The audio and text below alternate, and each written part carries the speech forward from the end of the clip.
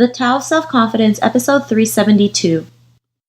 Welcome to the Tao of Self-Confidence, where I share stories of amazing women who have discovered their inner journey to self-confidence. Visit our website at thetaoofselfconfidence.com. Your inner journey to self-confidence awaits. Well, hello friend. Welcome to the Tao of Self-Confidence, where I share stories of amazing women who have discovered their inner journey to self-confidence. I'm your host today, Sheena Yap-Chan, and today I have a phenomenal lady on the show today. She is the founder of Girls on the Go Club, and I'm really excited to have her on and share her story with us today. So without further ado, I'm going to introduce you to Piya Bose. Piya, how are you today? Maybe you can fill in a little bit more about yourself to our listeners. Hi, Sheena, and hello to everybody who's checked in to hear me speak. I'm from India, and I'm the founder of a travel club for women called Girls on the Go that I started back in 2008 after quitting my career as a corporate lawyer.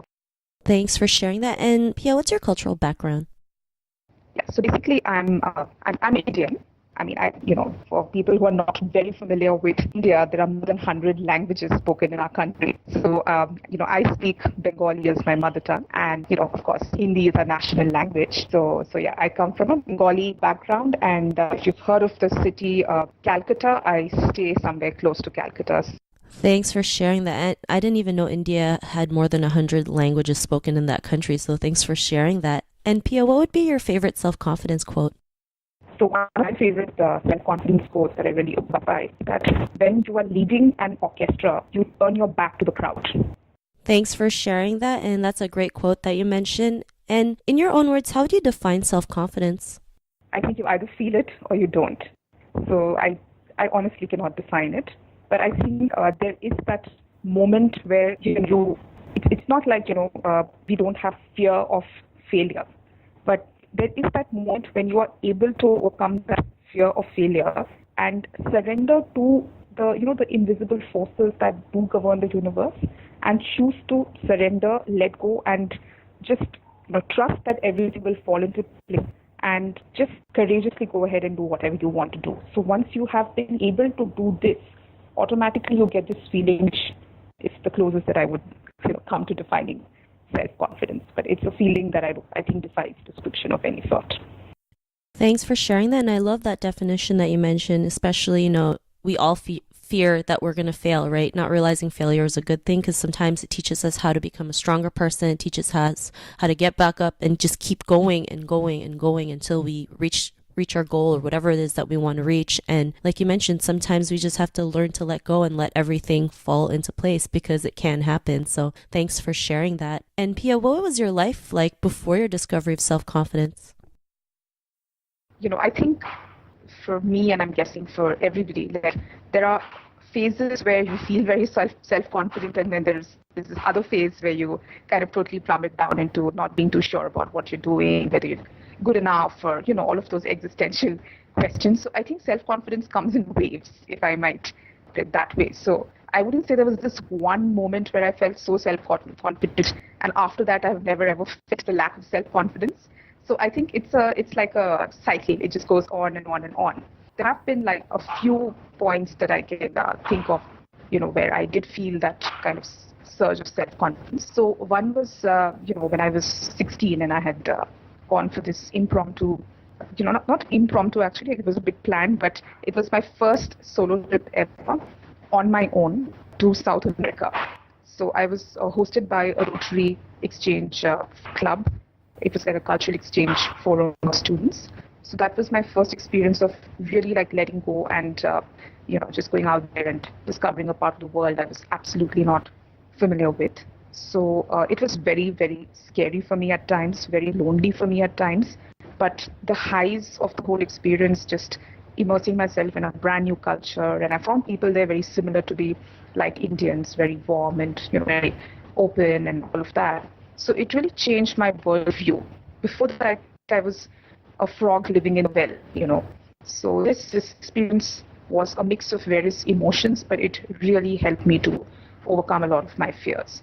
So that was one that I can definitely think of. The second distinct turning point in my life is that I think this is a common thing to many people who are working in companies or corporate careers, which pay you like a really good whatever salary. There is that fear of letting go of that money or that security or the illusion of security, if I might use that term. If you do not have your heart in what you're doing. If you love what you're doing, that's great. But I honestly did not. But the money was obviously a big temptation, and there are so many needs to be met. There was this one point where I could allow myself to let go of that illusion of security and just take that plunge and decide to explore what else life had in store for me. And through a series of explorations and a series of eliminations, I finally started Girls on the Go. So that was another huge thing that led to me, becoming more confident about the way, things can shape up if you decide to let go of what you clearly do not want in your life. Thanks for sharing that. And I love that you mentioned, letting go of your corporate job. I mean, you're a lawyer, right? And like you mentioned, the money was good, but your heart wasn't in it. And we all sometimes stay in a job where, we stay for the money, not realizing like we feel trapped. I'm sure you sat in your office thinking like there has to be more than this. And, it led you to let go of your job or quit your job, not knowing what's going to happen. But the best thing is you can embrace the unknown and realize there's so much things that can happen that's good, like anything is truly possible. And because of that, like what's your life been like now? I started off honestly on a zero cash business model, because just after I quit my job as a lawyer, I went for this completely unplanned and impromptu trip to Tibet, and it wasn't even on the cards. So I actually went to this place called Lucknow, which is in the northern part of India, and there I met this cycle rickshaw guy, driver, who actually suggested that I should go to Nepal because it was not too far away. And I just took the suggestion and I went there randomly. And once I went there, I saw these travel agents selling trips to Tibet. And something within me told me that, look, sell everything that you have to if necessary, but just make this trip because you're so close to Tibet. And that trip was like a very, very creative moment of my life. And just the opportunity of standing face to face with the Everest and looking the highest peak of the mountain in its face was, I think, another very, very life-defining moment. And that was the time when I made a very clear decision that, I can either choose to continue my life the way it has been so far, where I'm just struggling to earn a living, but not actually living, or I can choose to focus more on living and let the income generation happen automatically at its own time. And that was the biggest message that I took back from this trip. And I came back and I started Girls on the Go on a zero cash business model. Tibet also taught me this, that, most of us come from countries where we take democracy and fundamental rights completely for granted. And here I was in a country where people did not even have rights, they had no free will.